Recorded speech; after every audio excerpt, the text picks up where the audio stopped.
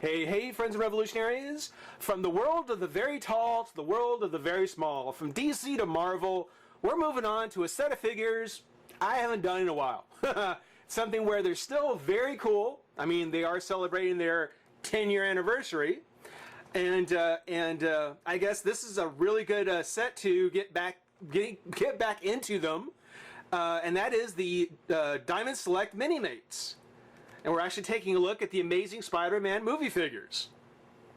And movie figures, I mean, it's got the kind of promotional picture of Spider-Man kind of crouched down, shooting his web slingers, kind of seeing this all over the place now. You know, every place you look, anything related to the movie, it's probably got that picture somewhere on it. And the Mini-Mates, no different.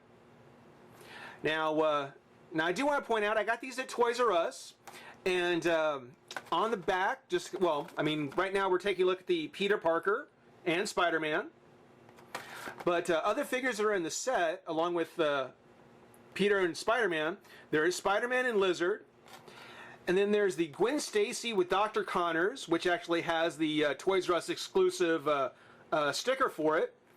And Captain Stacy with the Vigilante Peter, which again also has the Toys R Us sticker on it. So these two sets right here, no sticker.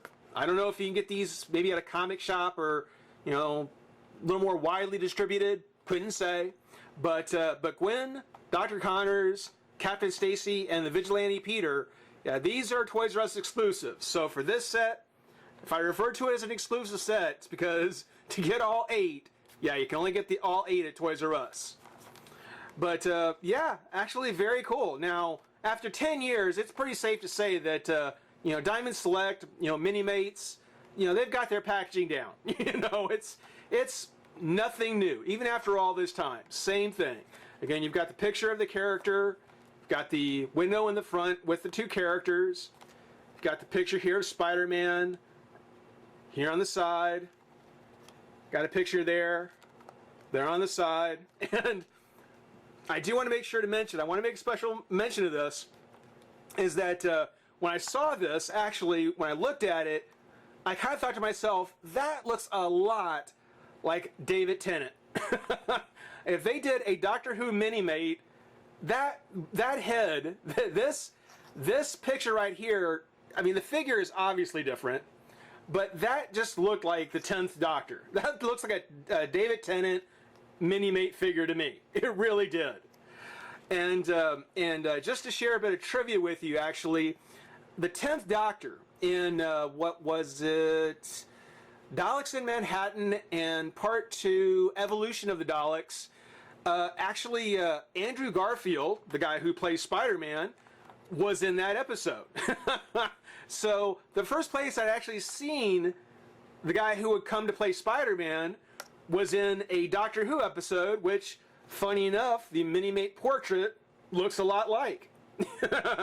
Just something kind of cool I noticed. You may think it's something totally different. You may not know what I'm talking about. But Doctor Who fans, take a look at that and tell me that couldn't pass for David Tennant. Don't tell me that couldn't pass for the 10th Doctor. That really could. That, with the right body, yeah, you could use that head. Sure. But yeah, as we said, other figures are going to be in the set that we're going to get a look at. But first, the write-up on these. First, Peter. While sneaking into a lab where his missing father used to work, Peter stumbled across a strange experiment using irradiated spiders and was bitten by one of the test subjects. Okay. Spider-Man. I should have just mentioned turning him into the hero Spider-Man. And then we can flip over to Spider-Man saying, possessed with the proportionate strength and speed of a spider, high schooler Peter Parker patrols New York City as Spider-Man, using a pair of web shooters he designed and built himself. You know, when I look at the movie and you see him kind of, you know, working on his web slingers, you know, they make a point of showing them to you.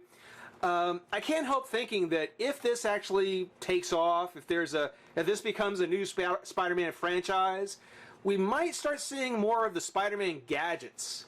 You know, I wouldn't be a bit surprised if there was a sequel, if we might see things like the spider tracers and like the spider armor, Who knows? But yeah, I kind of thought about it. It's like, I wouldn't be a bit surprised if we start to see more of the Spider-Man gadgets if the line takes off.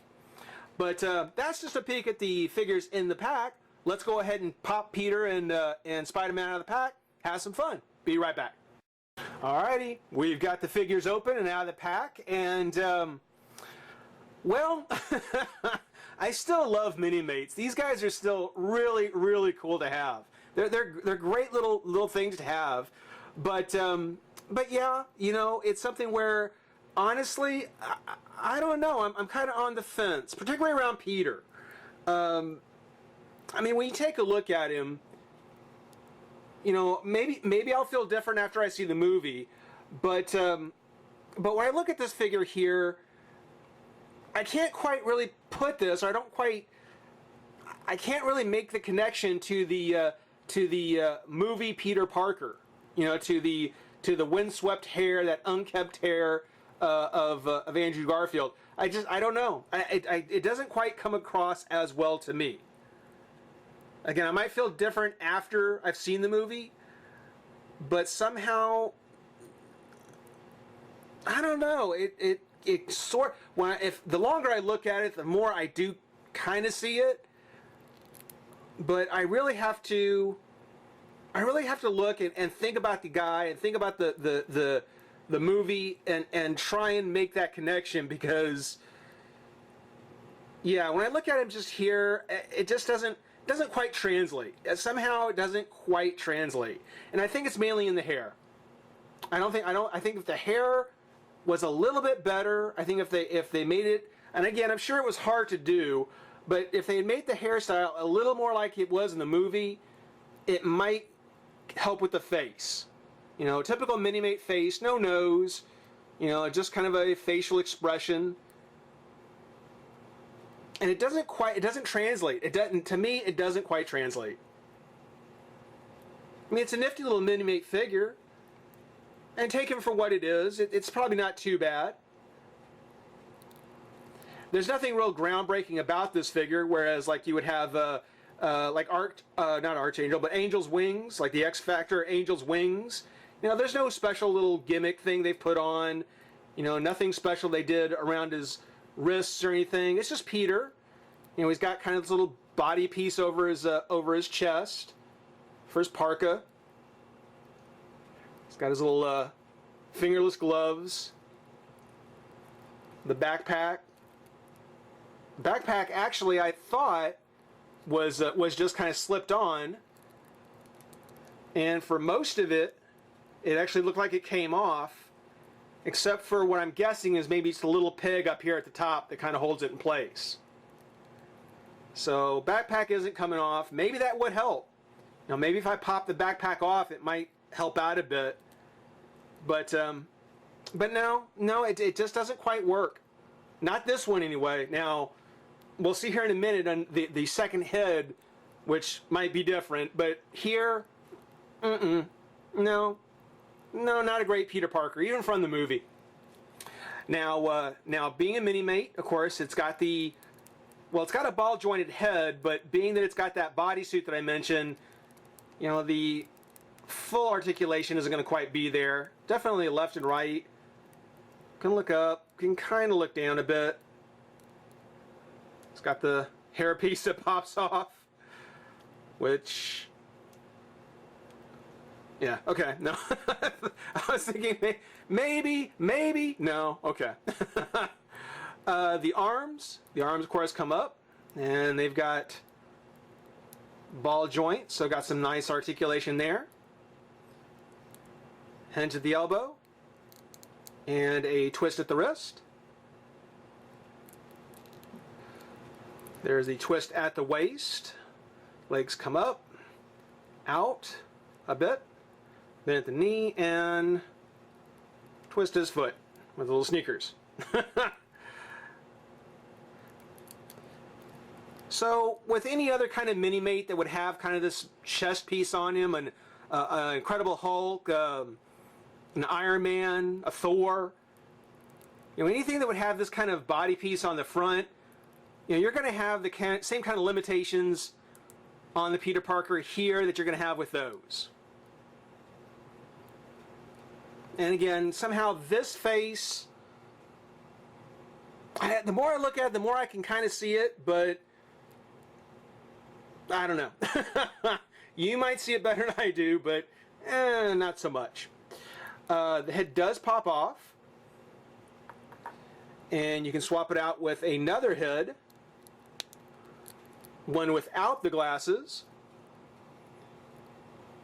which actually looks a little more generic, actually. It's something where I don't know if that helps at all. No, I mean, this just looks like a guy, you know. Right here, if you told me this was Peter Parker, just Peter Parker from the comic, I would buy it. I would buy that this is Peter Parker from the comic. My problem is trying to see the actor from the movie. I don't think they quite captured that. Which is, I guess it's not supposed to, you know, it's just a mini-mate. And as a Peter Parker goes, I guess it's a neat little figure. Just not quite up to what I would have expected from the movie. Oh, and along with the second head, and I'll go ahead and talk about it now, he does come with this little skateboard thingy, which I'm not all that excited about. It's just a piece of plastic. The wheels don't move. You know, it's just this thin little painted piece of plastic. As a matter of fact, I never thought I'd say this, but the skateboard doesn't even fit into his hands. I mean, his hands are actually, a Mini-Mate hands are actually too wide to hold the skateboard. That's a first. I never thought I'd ever run into that. But those are but that's the Peter.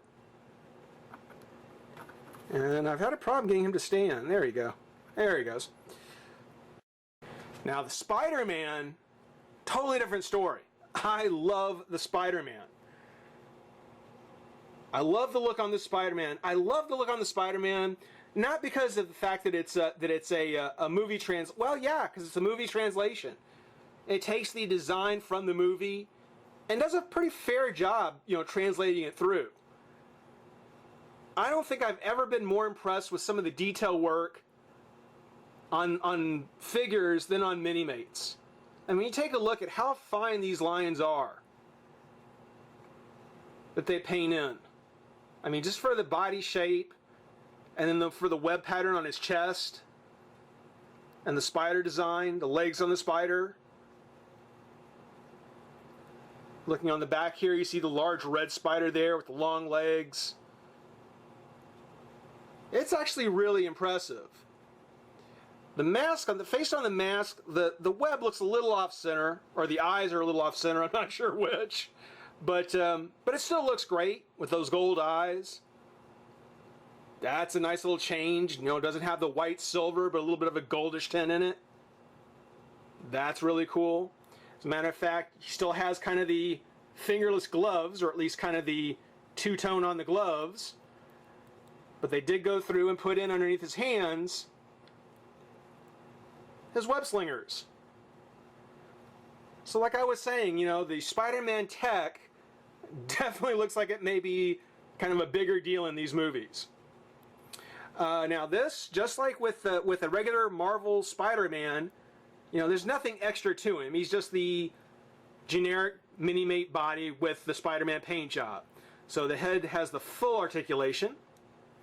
The arms come way up here, down, out to the side, bend at the elbow, twist on the hand, twist to the waist, legs come apart, out, bend at the knee, and on the foot. And no extra accessories for Spider-Man, at least not in this pack. So Peter got all the accessories here. We just get Spider-Man, which I still think is the better of the two figures. I really think that that Spider-Man is certainly the one that you'd probably want to buy the set for personally. Now, if you wanted to, you could probably pop off the Spider-Man head, and it's actually the head. It's not like there's the There's not like the cap mask that some Spider-Men have. It's actually just the head. You can pop that off. Let's put this Doctor Who head back on him.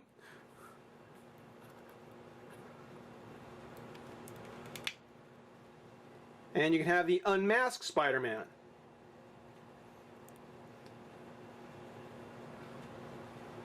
So, you know, being that they give you this extra head, you can actually have three different versions if you want it. You have the regular Peter Parker. You have Spider-Man, the unmasked Spider-Man, which is actually really neat. I do like that. Yeah, we'll leave you there.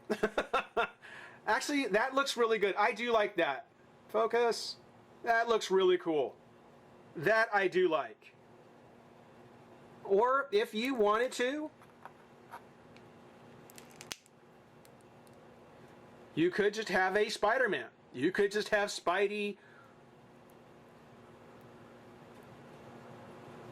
ready to go. Whatever you like. Again, I like this. I do like the unmasked Spider-Man. And if the trailers are to be believed, we'll probably see a lot of this. Maybe that's why they did it this way. Because from what I can tell, we'll see a lot of, or at least a couple of scenes of Spider-Man without his mask. So that may be one of the reasons they've let us do this. Who knows? But, yeah. Not a bad little 2-pack for movie fans. Can't wait to actually watch the movie. Can't wait to get to the next set. Hope everybody enjoyed watching. Rate, comment, subscribe, join the revolution. We'll see you soon. Bye-bye.